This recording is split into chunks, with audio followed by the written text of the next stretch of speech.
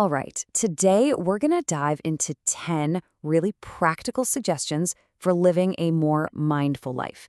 Now, this isn't about changing who you are, not at all. It's about strengthening your awareness right in the middle of your everyday, sometimes chaotic, life. So let's jump in. So let me start by asking you a question, one that gets right to the heart of this whole thing. Is your mind a peaceful place? Or does it feel more like a crowded, noisy train station during rush hour? If you've ever felt completely overwhelmed by your own thoughts, you know exactly what I'm talking about. And that, right there, is the challenge mindfulness helps us navigate. So, what even is mindfulness, really? Well, it's not about forcing that crowded train to be empty. At its core, it's just a gentle curiosity. It's the simple act of watching and noticing what's going on, both inside you and around you, without judgment. See, it's not about becoming someone else, it's about finding a sense of ease with who you already are in this very moment. Here's how we're going to break down these 10 suggestions. We've got 4 parts. First, we'll start inside with mastering our inner world.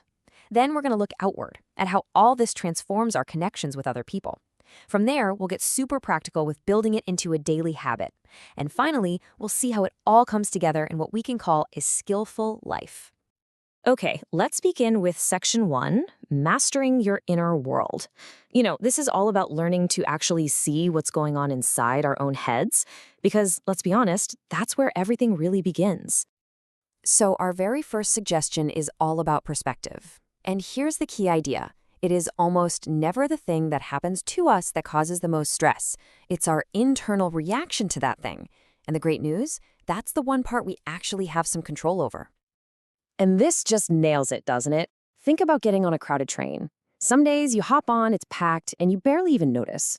Other days, the exact same situation feels like the absolute worst thing in the world. The train didn't change. What changed was our own internal weather.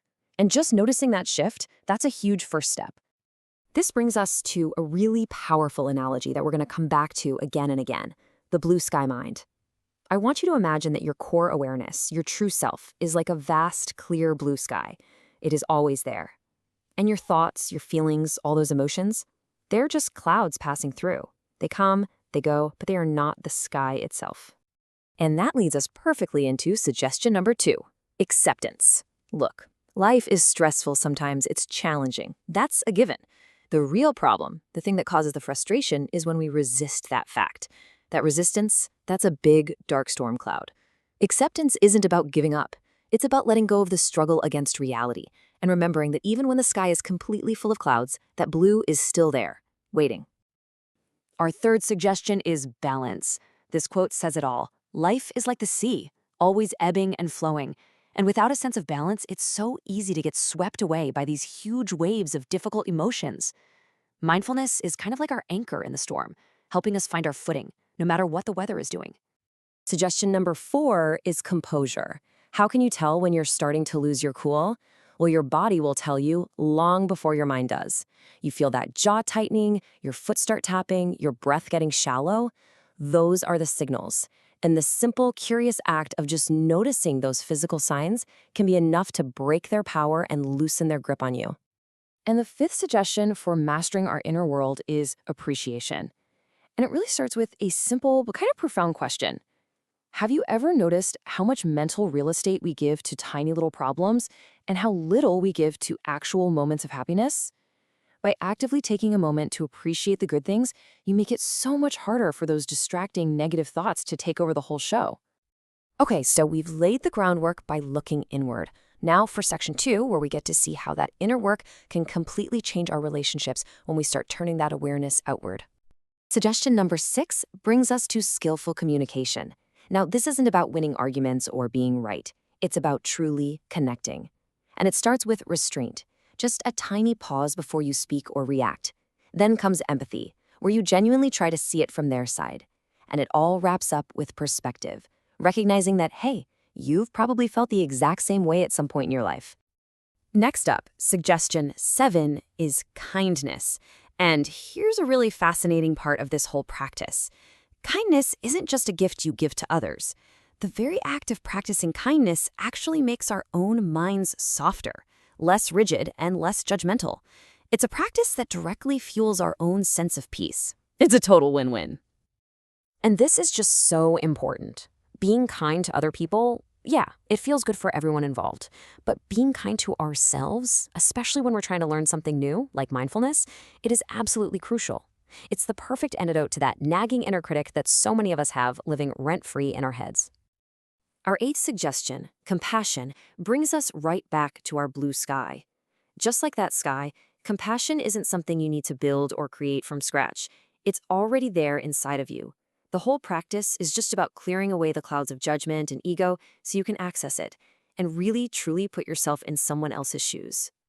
So we've explored our inner world and we've looked at our outer connections. But how do we make any of this stick? How do we make it a real, sustainable part of our lives? Well, that brings us right to section 3, building a mindful habit. Suggestion number 9 is dedication. And it all starts with one simple number, 10. That's it, just 10 minutes a day. This isn't about sitting for an hour in a perfect posture. It's about building a stable sense of awareness through a small, consistent, daily commitment. Seriously, anyone can find 10 minutes. And this quote just sums up the whole philosophy perfectly. Mindfulness is a skill. It's just like learning to play the guitar or speaking a new language. You get better and more confident by practicing little and often. It's all about that consistent repetition, not about some impossible standard of perfection. So we've got the inner mindset, the way we connect with others, and the daily habit. Our final section explores what happens when all of these pieces come together. It leads to something pretty profound, living a skillful life.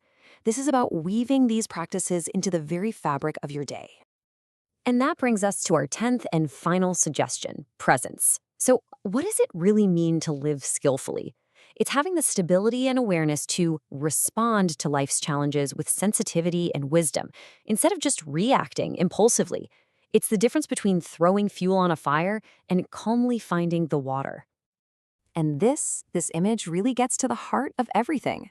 The wisdom we're all looking for, it's not something you can earn or make happen through sheer force of will. Just like that blue sky, it's an innate quality that is already part of you. The practice of mindfulness is simply the way you learn to clear away the clouds so you can see it. So, the crucial takeaway is this. Wisdom and presence can't really be learned. They can only be uncovered. Which leaves all of us with one final personal question to think about. What clouds are currently hiding your blue sky? Thanks for joining me.